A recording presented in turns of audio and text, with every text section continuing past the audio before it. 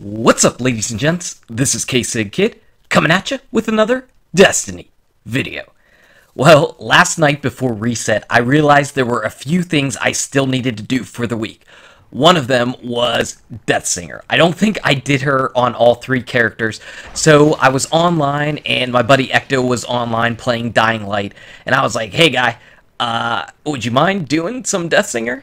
And yeah, he didn't mind. He was like, sure, kid. We haven't played for a while. So we decided to go through the raid on normal, because always do your Deathsingers on normal. There is no reason to do Deathsinger on hard unless you want to bang your head against the wall. And whenever we were in there, then we had Scooter jump in, and she needed to do a couple things. So we said, hey, we're doing some Deathsinger, come on in. And I decided that I was going to go ahead and try to jump up the side to despawn the enemies, because obviously getting through the bridge with 3 people is just so much easier if you go ahead and cheese it just like this. Sorry, cheese. I was going to try jumping across as the Warlock, but I kind of wanted to get this done, so I figured this was probably easier. If you still need tips and tricks on how to get up the side, just the method that I just did, you can go ahead and rewatch the beginning portion of this video. It's really not too difficult, especially with the Warlock or Titan. Titan is even easier. You don't even need to do that jump across that I did in the very beginning. But yeah, the Warlock is pretty easy too. I imagine the Hunter is probably the most difficult, as is usually the case with Hunter jumps. So since Ecto is down there and he is a Titan and going to take the sword across, we're going to get a nice third-person view of him jumping across the whole pit. Jump across that pit. And there he goes, swinging out. You want to swing out left a couple times, and once you get around over the bridge, you swing back into the platform. Ecto is pro at jumping. Pro. And kill that gatekeeper on the other side. He's butts. And once he's down, Ecto can, if he wants to, he can stay out and kill enemies, or to play it safe, just hide behind one of the lamps. Once he's there, it's my duty to despawn all the enemies on my side of the bridge so the ogres come out. And you do that by essentially jumping out of the map. Once you are up, if I could get up, come on kid, jump, there you go. There you go, guy. Once you're up here, the enemies will despawn on this side, and you'll actually see the thralls disappear into blue vapor. Ooh. But the sword bearer will stay around, and that's okay. So I just need to go ahead and do some sniping over here and kill some enemies for Ecto so that we can get the ogres out. Really, on normal, all of this is pretty easy. There's really no reason to hide except for being safe. You know, if Ecto would die on that side, the totems would then explode and we would be in big trouble because we would, well, we would wipe. So it's just a little bit safer to do it this way, and there's really no problem. I mean, on normal, it doesn't take long to kill the enemies. These knights, for some reason, have a lot of health. I don't know why. Knights, why you have so much health? Quit having all that health. So I don't like to necessarily stay up there the entire time.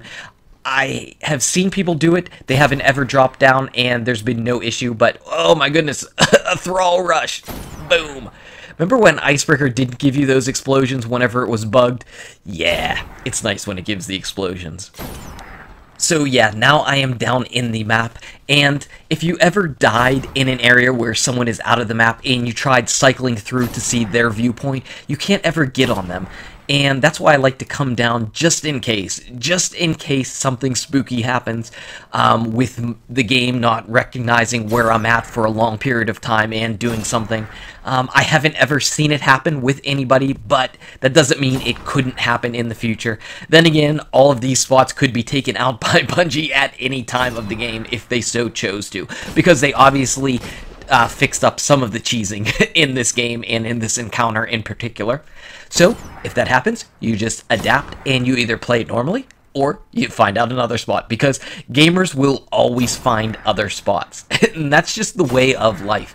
And I don't personally come down on either side of things. I like to show a lot of the different cheeses and tips and tricks, because not everybody that plays this game a lot, and sometimes they just don't have the time to get better at the game, because the only way to really get better in games is through repetition and hours of play.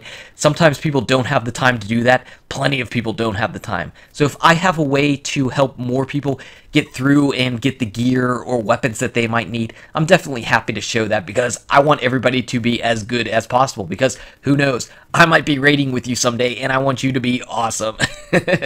That's the way that I look at it. I know a lot of people are down on stuff that maybe Xur sells. They don't want them to sell Yalahorn because they don't want all the people to have Yalahorn.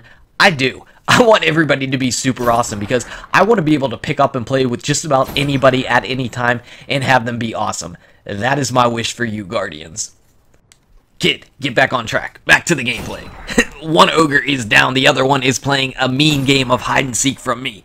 But thankfully, Ecto was picking him apart, and he allowed me to get myself some awesome Radiant Shards. Now we've got some yay shards, and we're on our way to Deathsinger. Ow. Falling hurts.